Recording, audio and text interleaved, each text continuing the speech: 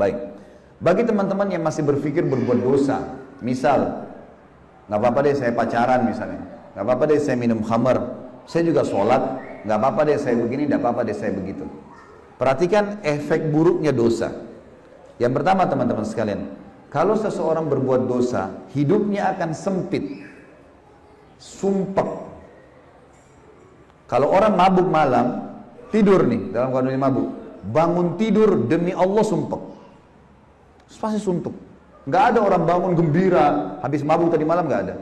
Orang habis berzina pasti nyesel, walaupun orang non muslim tuh.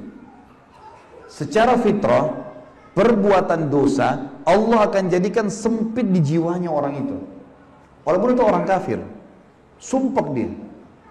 Cuma orang yang tidak tahu agama, dia nggak tahu harus kemana arahnya, maka habis mabuk tadi malam, mabuk lagi besok malam, larinya ke situ lagi.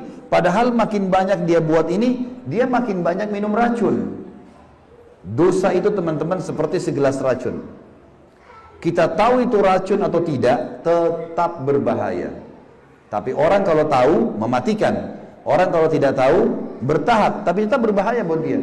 Dia tidak bisa bilang, wah saya tidak tahu kalau itu racun, maka tidak apa-apa di badan saya. Enggak, pasti tetap berbahaya. Dosa itu seperti itu. Jangan anggap remeh, nggak bisa dimain-main ini.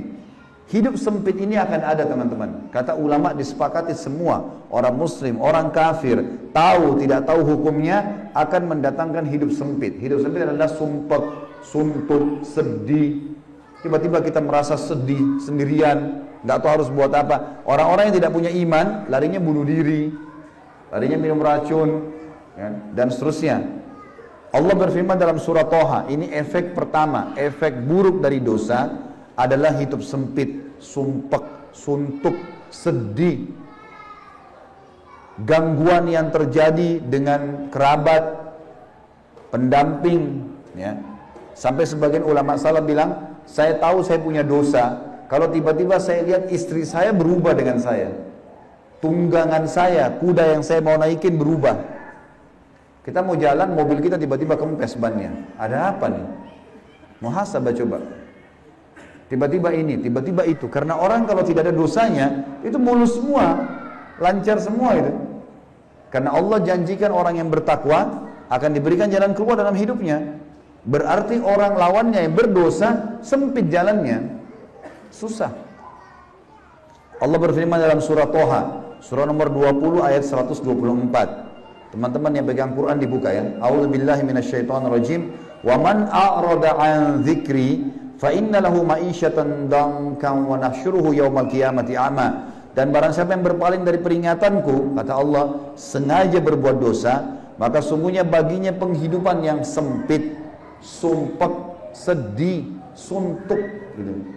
Dan kami akan menghimpunnya pada hari kiamat kalau tidak sempat taubat dalam keadaan buta, tidak melihat. Yang kedua teman-teman, orang yang berbuat dosa dipastikan oleh Allah kalau dia tetap ngotot dalam kesalahannya. Kalau dia tahu itu salah, dia segera bertobat, itu bagus.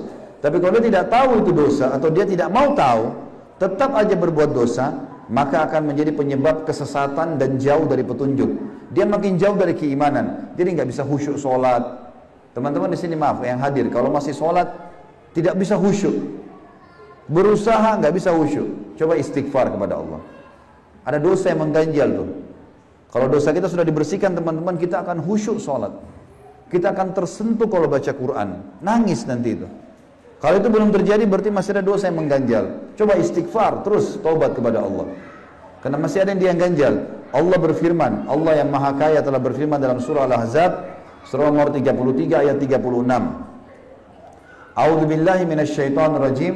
Wa ma kana lil mu'minin wala mu'minatin idza qada Allahu wa rasuluhu amran an yakuna lahumul khiyaratu min amrihim wa may ya'sillaha wa rasulahu faqad dhalla dhalalan mubina. Tidak patut, kata Allah, laki-laki yang mengaku beriman dan perempuan yang mengaku beriman apabila Allah dan Rasulnya telah menetapkan satu keputusan, jangan buat dosa, buat ketaatan, mereka masih punya pilihan lain, mereka masih tetap mau melanggar, nggak mau patuh gitu. Maka kata Allah, barang siapa yang mendurhakai Allah dan Rasulnya, tetap mau berbuat dosa, dia sudah tahu itu dosa, maka sungguh dia telah sesat dengan kesesatan yang nyata. Sulit dia untuk khusyuk, nggak bisa khusyuk, susah. Teman-teman kalau banyak, coba 1 minggu istighfar kepada Allah. Tutup kuping, jangan dengar musik kecuali Al-Quran. Coba lakukan itu. Kemudian azan ke masjid. Coba tiap hari baca Al-Quran. Apalagi Ramadan akan datang, maksimalkan coba dengan itu. Coba jaga diri dari dosa. Perhatikan perasaan dan iman kita seminggu itu dengan seminggu yang lalu. Jauh sekali. Apalagi sebulan, apalagi setahun. Makin sering kita kentalkan hubungan kita dengan Allah, maka makin kental sekali perasaan itu. Besok teman-teman saya sarankan hadir. Acara kita besok indahnya menjalin hubungan dengan Sang Pencipta. Saya akan banyak sebutkan kisah orang-orang soleh. Bagaimana mereka pada saat sudah sampai pada tingkat kehusyuan itu. Nyaman hidupnya. Di mana-mana dia akan selalu nyaman. Tentram. Mudah untuk tersentuh, mudah untuk bersyukur dan seterusnya. Yang ketiga teman-teman sekalian, efek daripada dosa. Selain tadi yang kedua sesat. Akan Allah dampingkan padanya syaitan. Jadi orang ini nanti akan ada syaitan di sebelahnya yang selalu menemani dia. Allah jadikan itu sengaja. Karena orang ini suka berbuat dosa. Jadi kalau ada orang dari diskotik ke diskotik, dari mabuk ke mabuk, dari zina ke zina, gonta-ganti itu aja program hidupnya, Allah akan dampingkan dia dengan syaitan. Syaitan itu jadi temannya terus. Jadi makin sesat dia, makin jauh. Kecuali dia sendiri segera taubat, berhenti, baru Allah cabut. Allah berfirman dalam surah Az-Zukhruf, surah nomor 43 ayat 36. A'udzu billahi minasyaitonir rajim. Wa may ya'shu an dzikrir rahmani nuqayyid lahu syaitanan fahuwa lahu qarin. Barang siapa yang berpaling dari pengajaran Tuhan yang Maha Pemurah, Al-Quran, maksudnya berbuat dosa, kata ulama tafsir, kami akan adakan baginya syaitan yang menyesatkannya. Maka syaitan itu selalu menjadi teman dan menyertainya. Jadi sudah banyak efeknya ya, sudah 3. Sumpah ada, sesat iya, tidak bisa khusyuk, kemudian juga syaitan mendampinginya. Yang keempat, terancam masuk neraka. Meninggal, tidak sempat taubat, masuk neraka, bahaya. Allah berfirman dalam surah An-Nisa, Allah yang maha keras siksaannya berfirman, surah An-Nisa, surah nomor 4 ayat 14. A'udzu billahi minasyaitonir rajim, wa may ya'sillaha wa rasulahu wa yata'adda hududahu yudkhilhu naran khalidan fiha walahu azabun muhin. Dan barang siapa yang mendurhakai Allah dan Rasulnya dan melanggar ketentuan-ketentuannya, niscaya Allah memasukkannya ke dalam api neraka, sedangkan ia akan kekal di dalamnya dan baginya siksa yang menghinakan. Juga teman-teman dalam surah Jin, surah nomor 72 ayat 23 Allah berfirman, A'udzu billahi minasyaitonir rajim, illa balagan minallahi wa risalati wa may ya'sillaha wa rasulahu fa inna lahu nara jahannam khalidina fiha abada. Akan tetapi siapapun yang menyampaikan peringatan dari Allah dan risalahnya, kata Nabi SAW, Allah suruh Nabi berkata, akan tapi aku hanya menyampaikan peringatan dari Allah dan risalahnya, dan barang siapa yang mendurhakai Allah dan Rasulnya, tetap buat dosa dari dosa ke dosa, sesungguhnya dia akan baginya neraka jahanam dan dia bisa kekal selama-lamanya di dalam situ. Dari dosa teman-teman sekalian itu, Allah sudah buat begini, semua dosa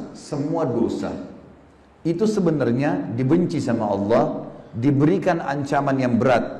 Zina lah, riba lah, fitnah lah, ngambil barang orang, mencuri lah, mabuk lah. Ini semua dosa-dosa teman-teman, Allah benci. Allah timpahkan padanya siksaan. Yang diancam.